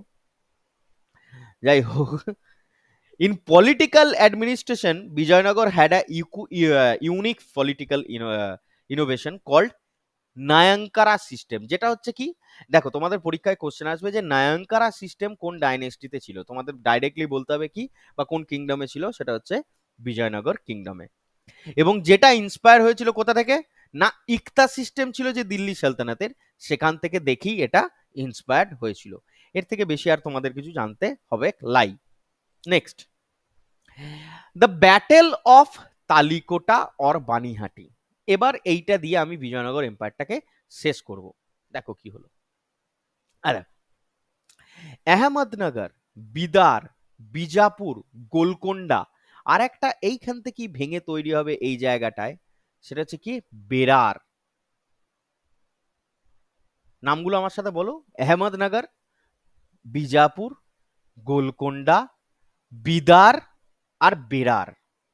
মোট কথা, তোমাদের যে একটু আগে আমি পড়ালাম বাহামনি কিংডম, এই টোটাল 5টা ইয়েতে ভাগ হয়ে যাবে, ঠিক আছে?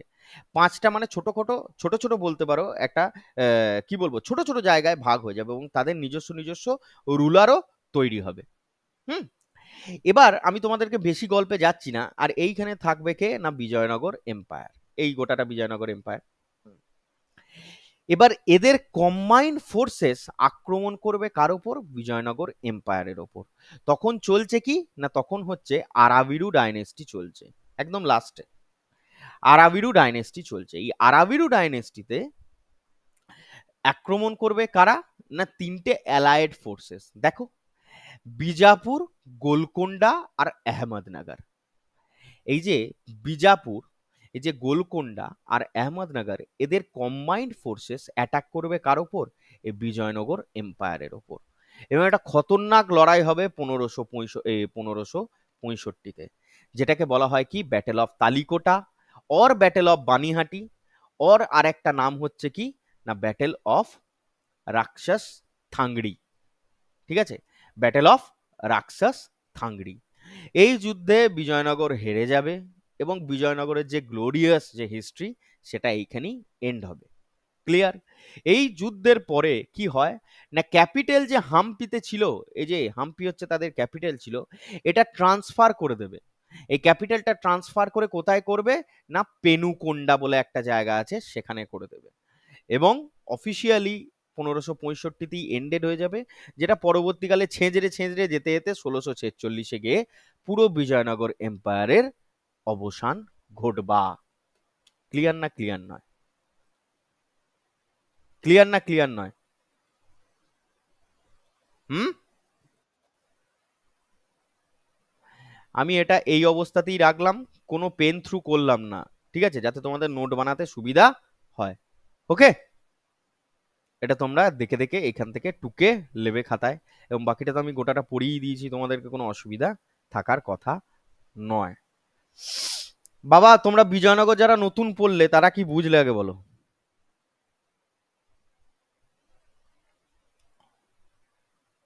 না এখান থেকে কোশ্চেন আসতে পারে বিজয়নগরের তোমার কে স্থাপন করেছিল, কত সালে হয়, ঠিক আছে? বিভিন্ন যে তোমাদেরকে যে আর্কিটেকচারাল যে ওন্ডার্স এর কথা বললাম সেখান থেকে কোশ্চেন আসতে পারে। রাজা কৃষ্ণদেবরায় থেকে কোশ্চেন আসবেই আসবে, লিখে রাখো একটা question. R battle of Talikota বা ব্যাটেল অফ বানিহাটি, বাস এইটুকুই। তোমাদের ওই 300 বছরের ইতিহাস ধরে ধরে কোনোদিনই পড়তে হবে না, বা এক্সট্রা নলেজ নিয়ে কি লাভ হবে সেটা যদি কাজেই না লাগে, তাই না? তো ওইসব জানতে হবে নাই। এই হচ্ছে তোমাদের বিজয়নগর এম্পায়ার, এবং এইভাবেই খতম। এরপরে বলো কে কে পলিটিক্যাল সায়েন্সের ক্লাস করতে ইন্টারেস্টেড, তাহলে আমি করাবো। আর্টিকেল 5 থেকে আর্টিকেল 11 পরে যে পোর্শনটা তোমাদেরকে দেয়া আছে সেটা কিন্তু আমি ওখানে অফলাইনে পড়াবো, কারণ ওটা অনলাইনে পড়ানো সম্ভব নয়, বুঝবি না, ঠিক আছে? অফলাইনে পড়াবো। আজ যেটা পড়াবো সেটা হচ্ছে, খাতা পেন বার করে একদম রেডি করে ফেলো, যেটা হচ্ছে কি না, ফান্ডামেন্টাল রাইটস। লিখতে থাকো।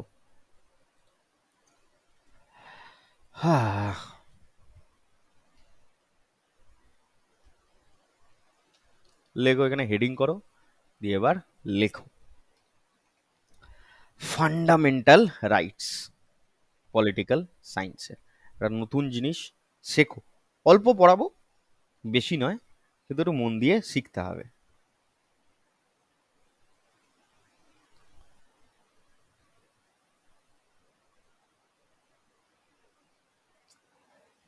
রাইটস, ছোটবেলা থেকে এই এই এই জিনিসটার জন্যই তোরা লড়াই করে আসছিস, তাই না? বাবা মায়ের কাছে রাইটস চেয়েছিস, বিভিন্ন আপনজনের কাছ থেকে রাইটস চেয়েছিস, এনি হাউ তোদের জীবনে একটাই উদ্দেশ্য, সেটা হচ্ছে তোদেরকে রাইটস দিতে হবে, তাই তো? হুম, অধিকার। রাইট কথাটার মানে অধিকার। এবার এলো কোথা থেকে, কি ব্যাপার স্যাপার, এটা একটু দেখো। এটা আছে কোথায়? না এটা আমাদের সংবিধানের 3 নম্বর পার্টে আছে, আর্টিকেল 12 থেকে 35। 12 থেকে 35 পর্যন্ত ফান্ডামেন্টাল রাইটস আমাদের আর্টিকেলে আছে, ঠিক আছে? এই ফান্ডামেন্টাল রাইটসকে কি বলা হয় বাবারা? বলা হয় Magna কার্টা of India. Magna কার্টা of India. মনে থাকবে কি মনে থাকবে না? যেমন করে ম্যাগনা কার্টা অফ ইংলিশ এডুকেশন কাকে বলে, এটা তোমাদের বাড়ির question. Magna কার্টা of English education in India কোন আইনকে বা কাকে কি বলা হয়, এটা আমি নেক্সট দিন অফলাইনে জিজ্ঞেস করব, ঠিক আছে? তো সেরকম ভাবে তোমাদেরকে বলছি যে এটা হচ্ছে ম্যাগনা কার্টা অফ ইন্ডিয়া। হুম, কাকে বলা হয়? ফান্ডামেন্টাল রাইটসকে, ঠিক আছে? বোঝা গেল কি বোঝা গেল না? এই যে ফান্ডামেন্টাল রাইটস, এই ফান্ডামেন্টাল রাইটসকে কে গ্যারান্টি দেয় যে আমাদের ফান্ডামেন্টাল রাইটস থাকবে? কে গ্যারান্টিটা দেয় যে ভারতের সংবিধানে যে ফান্ডামেন্টাল রাইটস রয়েছে সেটা ভারতের সিটিজেনরা যে পাবে? এর গ্যারান্টিটা কে দেয়? না, guaranteed by the fundamental law of land, অর্থাৎ পরিষ্কার কথা কনস্টিটিউশন অফ ইন্ডিয়া। কে দেয়? কনস্টিটিউশন অফ ইন্ডিয়া তোমাদেরকে গ্যারান্টি দেয় যে তোমাদেরকে ফান্ডামেন্টাল রাইটস দেয়া হবে। ক্লিয়ার?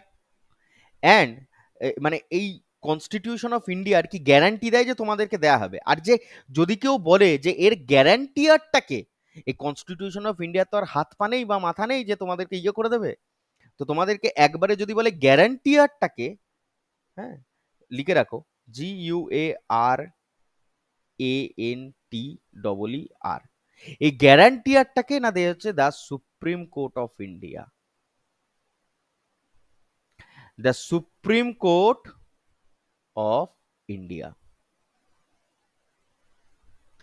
যদি তোমাদের হাত থেকে কেউ তোমাদের ফান্ডামেন্টাল রাইটস ছিনিয়ে নেয়, তোমাদের একটাই কাজ, সুপ্রিম কোর্টে গিয়ে দ্বারস্থ হওয়া।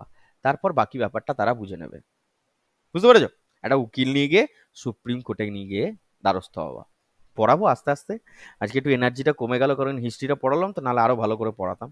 যাই হোক, এর ফিচারগুলো কি কি আছে? এর ফিচার যদি আমি বলি, এর ফিচার্স হচ্ছে, এটা হচ্ছে জাস্টিসিয়েবল। বোঝাচ্ছে মানেটা কি? জাস্টিসিয়েবল কথাটার মানেই হচ্ছে এনফোর্সিয়েবল। It means এনফোর্সিয়েবল।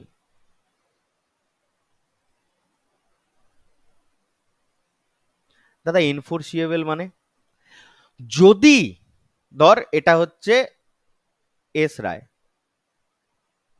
অর্থাৎ আমি, আর এরা হচ্ছে আমার স্টুডেন্টস,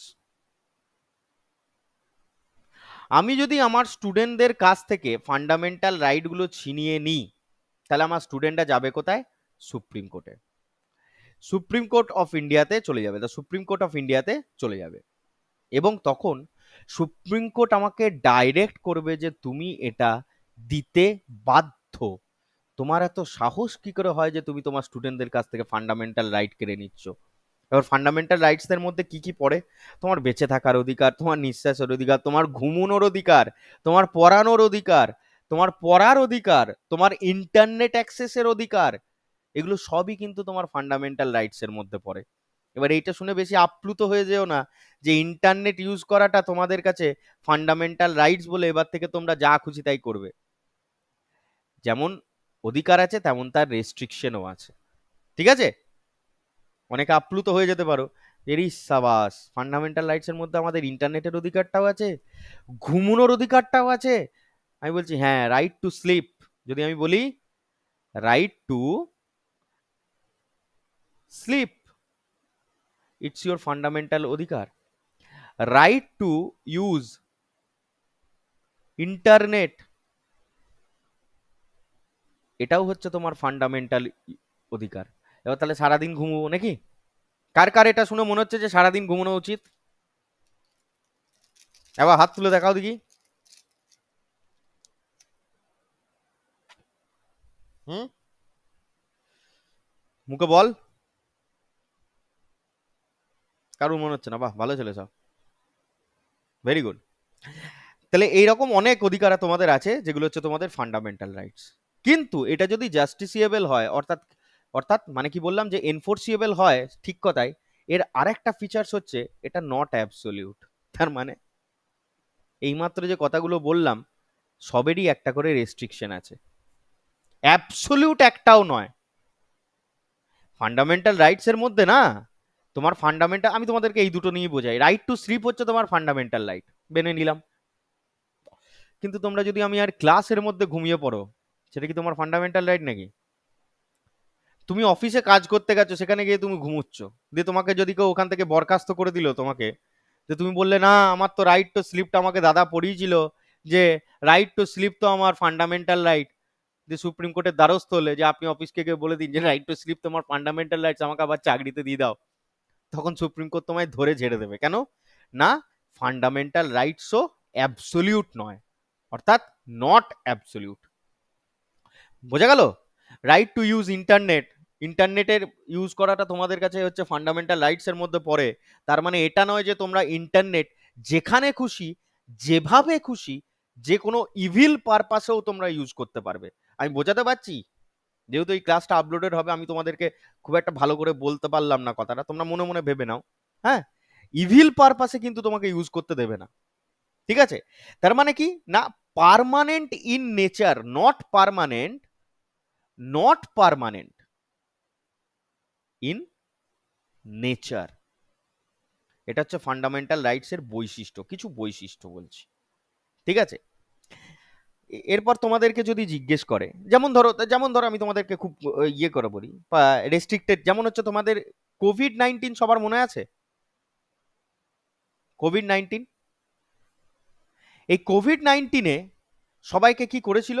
লকডাউনের মধ্যে লকডাউন লাগিয়ে দিয়েছিল। আমি তোমাদেরকে বলছি একটা কথা, যে তোমাদের স্বেচ্ছায় ভ্রমণ করার অধিকার আছে, অর্থাৎ হ্যাঁ, স্বেচ্ছায় যে তোমরা যেখানে খুশি ভ্রমণ করতে পারো, কিন্তু কোভিড-19-এর সময় তোমাদেরকে লকডাউনের মধ্যে রাখা হয়েছিল, অর্থাৎ বাইরে বেরুলেই ঠ্যাঙাচ্ছিল না, হ্যাঁ কি না? পুলিশে ঠ্যাঙায় নাই? আরে ওরা হ্যাঁ হু দে রে, নাহলে আমার এনার্জি চলে যাচ্ছে রে। তোর ক্ষীণ গনাতে আমি মানে ইয়ে পাচ্ছি না, বাকিরা একটু কিছু বলুক। আরে থাকলে হবে না, উত্তর দিতে হবে, শুধু শুনে গেলে হবে? হ্যাঁ ওটা দিতে হবে তো। তাহলে কোভিড-19-এর সময় লকডাউনে যখন পুলিশ ঠ্যাঙাচ্ছিল, তখন তোরা যদি গিয়ে বলতিস যে আমার তো স্বেচ্ছায় ঘুরে ফেরানোর অধিকারটা রয়েছে আমার ফান্ডামেন্টাল রাইটস এর মধ্যে, তখন পুলিশ আরো চার ঘা মারতো, হ্যাঁ কি না? তার মানেটা কি? তার মানে হচ্ছে এটাই, যে তোমার ফান্ডামেন্টাল রাইটস তোমার আছে ঠিক কথাই, সেটা জুডিশিয়েবল জাস্টিসিয়েবলও বটে, সবই ঠিক আছে, কিন্তু ওটা অ্যাবসলিউট নয় বাবারা, অর্থাৎ পার্মানেন্ট নয়। সরকার যেমন তোমার মানে কনস্টিটিউশন যেমন তোমায় মানে অধিকার দিয়েছে, তার কিছু রেস্ট্রিকশনও দিয়েছে, ঠিক আছে? সুতরাং ওটা অ্যাবসলিউট নয়।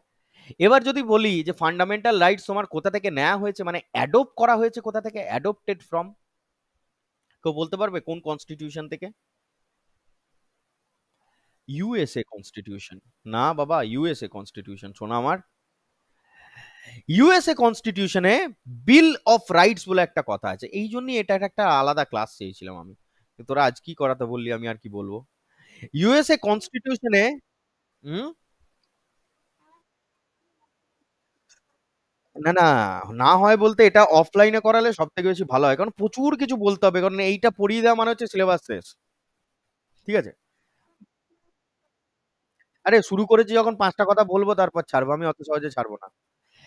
ইউএসএ কনস্টিটিউশনে বিল অফ রাইটস বলে একটা কথা আছে, এই বিল অফ রাইটস থেকেই ফান্ডামেন্টাল রাইটস এর উদ্ভব হয়, ঠিক আছে? কি জিনিস কি বৃত্তান্ত অফলাইন ছাড়া বুঝতে পারবি না, ঠিক আছে? বা অনলাইনে বোঝানোর জন্য আমাকে 1 ঘন্টা বকতে হবে, তার থেকে অফলাইনে আমি 50 মিনিটে বুঝিয়ে দেবো, ঠিক আছে? বিল অফ রাইটস থেকে ফান্ডামেন্টাল রাইটস এসছে, ডাইরেক্টলি কিন্তু বিল অফ রাইটসটাই ফান্ডামেন্টাল রাইটস বলছি না, কিছু জিনিস বিল অফ রাইটস থেকে নেওয়া হয়েছে, যেগুলোরই মডিফাইড ভার্সন হচ্ছে কি ফান্ডামেন্টাল রাইটস। তো তোমাদের পরীক্ষায় এত কিছু আসবে না, তোমাদেরকে পরীক্ষায় আসবে যে আমাদের যে ফান্ডামেন্টাল রাইটস রয়েছে ওটা কোথা থেকে অ্যাডপ্ট করা হয়েছে, ইউএসএ কনস্টিটিউশনের বিল অফ রাইটস থেকে। মনে থাকবে কি মনে থাকবে না, এইটুকু জানলেই হবে, ডিটেলসে আমি অফলাইনে বলবো, ঠিক আছে? আর কি যদি action against state, action against state, এটাও ফান্ডামেন্টাল রাইটস এর একটা ফিচার। মানে কি না, মানে আহ, একটু তোদেরকে আমি সামনে এসে বোঝাই। অ্যাকশন এগেইনস্ট স্টেট, ধর তোরা আমার কাছে পড়ছিস, ঠিক আছে? পড়ছিস নয়, ধরে নে I am the prime minister of India, ধরতে পারিস? মানে ভাবতে তোদের একটু কষ্ট হবে, এটা ঠিক কথা, কিন্তু একটু ভেবে নে না যে I am the prime minister of India, ভেবে নিয়েছিস? Very good. আমার অফিসে যেতে আজ মুড হলো না, আমি বাড়িতে বসে আছি, বৃষ্টি পড়ছে, এ পড়ছে ও পড়ছে, আমি তরিতকে, তারপরে এই আফুরকে, সুপ্রিয়াকে, শুভজিৎকে আমি এরকম ডেকে পাঠালাম, স্পেশাল ফোর্সেসের 4টা অফিসারকে পাঠিয়ে দিলাম, বুঝলি তো? দিয়ে রাজভবনে বা পার্লামেন্টের সামনে তোদের সবাইকে দাঁড় করালাম, দিয়ে আমি তো prime minister, I am whole and soul, আমি বললাম নিশানা লাগাও, নিশানা লাগালো, দিয়ে তোদেরকে বলে দিলাম তোরা ছুটতে শুরু কর, দিয়ে বা নিশানা লাগানোর জন্য আমি বন্দুকটা নিলাম, দিয়ে বললাম তোরা এবার ছোট, তোদেরকে আমি গুলি মারবো, আই এম তো প্রাইম মিনিস্টার, আমার আন্ডারে পুলিশ আছে, হোম মিনিস্টারের আন্ডারে পুলিশ আছে, ঠিক আছে মেনে নিলাম, হোম মিনিস্টার তো আমার আন্ডারে রে ভাই, আমি তো সবার, আমি তো ডন, হ্যাঁ কি না? তাহলে আমি অমিত শাহকে বলে দিলাম, অমিত দাকে বলে দিলাম, অমিত দা পুলিশগুলো আজকে আমি নিচ্ছি বুঝলে দা, এদেরকে তাড়া করে মারবো, খেলা করবো আজকে। না, হতে পারে না। এই একই ঘটনা সুপ্রিয়া ধর chief minister of West Bengal, dahlia ধর হোম মিনিস্টার অফ ইন্ডিয়া।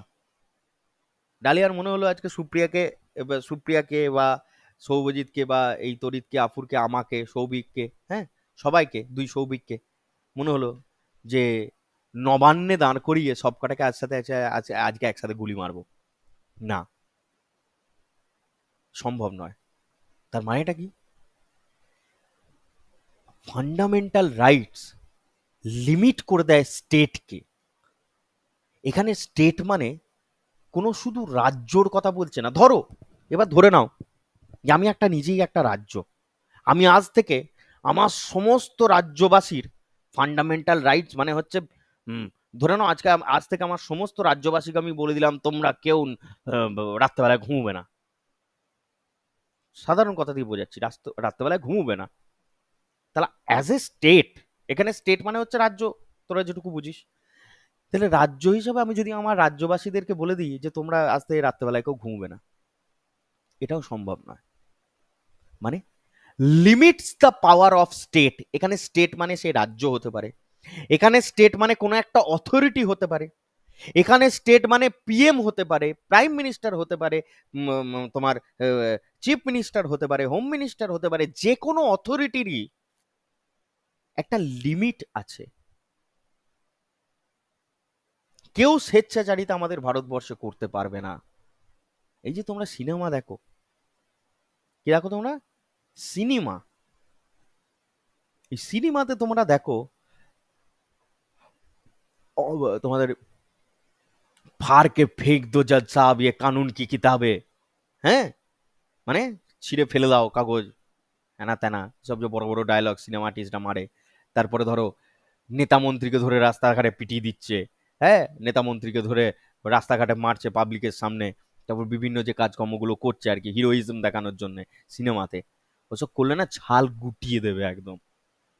বাস্তব জীবনে একবার তুই টুফু করে দেখ, ছাল গুটিয়ে দেবে।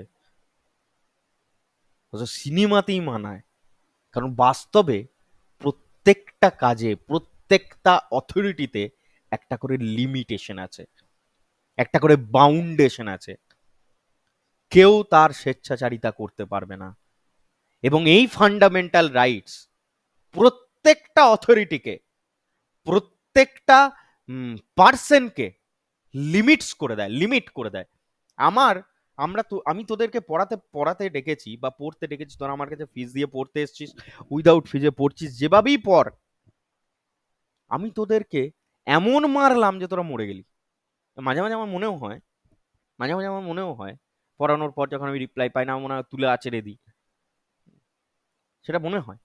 কিন্তু এটা আমার এখতিয়ারের বাইরে, এটা আমি করতে পারি না, কারণ আমারও একটা লিমিটেশন আছে। I have some limits according to constitution of India. তো এই সেই ফান্ডামেন্টাল রাইটস যে হচ্ছে সবাইকে লিমিট করে দেয়। আজকে ওয়েস্ট বেঙ্গল গভর্নমেন্টের হুট করে মনে হলো যে বাংলাদেশের সমস্ত যারা রয়েছে, রিফিউজিস রয়েছে, এক কথায় রিফিউজি বলা যেতে পারে, যারা ওই তরফ থেকে এই তরফে আসছে, তাদেরকে সবাইকে কাউকে কিছু না জানিয়ে মমতা ব্যানার্জি মনে করলে যে সবাইকে আমি বসিয়ে নেবো আমার বাংলাদেশে।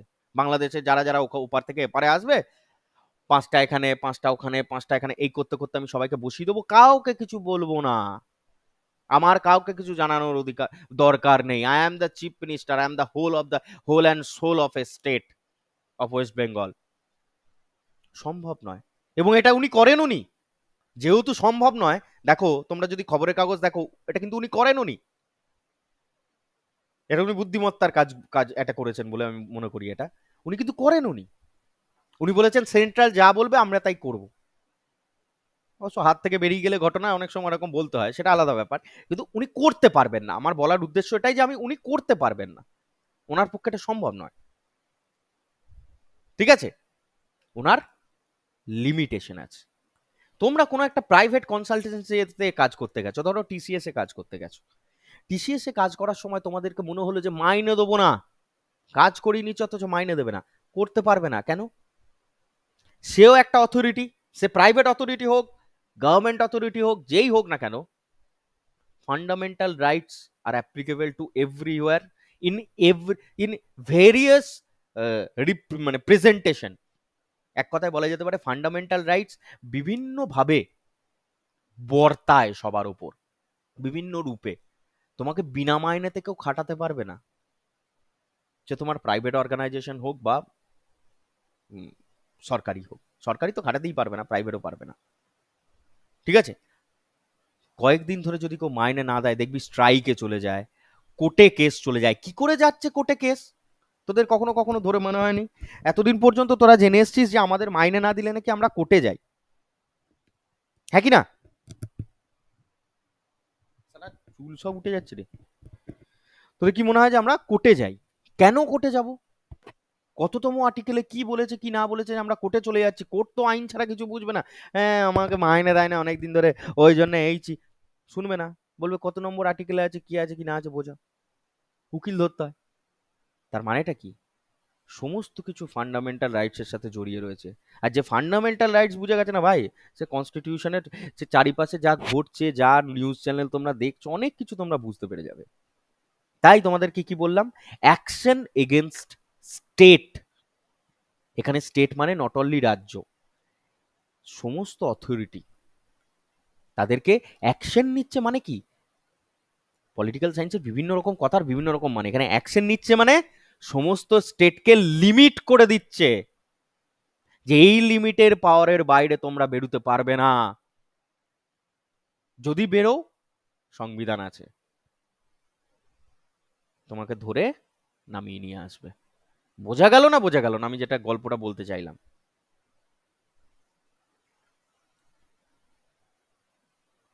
এরপরে তাহলে অ্যাকশন এগেইনস্ট স্টেট মানে হচ্ছে এটাই, যে limits the state, limits the state. ঠিক আছে? নট অনলি স্টেট, এখানে কি কি বলেছিলাম, বাট অলসো পিএম, প্রেসিডেন্ট, প্রেসিডেন্টেরও তাই, গভর্নর্স, হ্যাঁ, public sectors undertakings, public sector undertakings, হ্যাঁ, প্রাইভেট সেক্টর আন্ডারটেকিং, সবই সবই। আর একটা ফিচার যেটা, সেটা হচ্ছে কি, অ্যামেন্ডেবল। অ্যামেন্ডেবল মানে সংশোধন। এই সংশোধনের ব্যাপারটা বলতে গেলে আবার সন্দেহ হয়ে যাবে। দেখো, অ্যামেন্ড করা যায় অর্থাৎ সংশোধন করা যায় ফান্ডামেন্টাল রাইটসকে, বাট নট বেসিক ফিচার।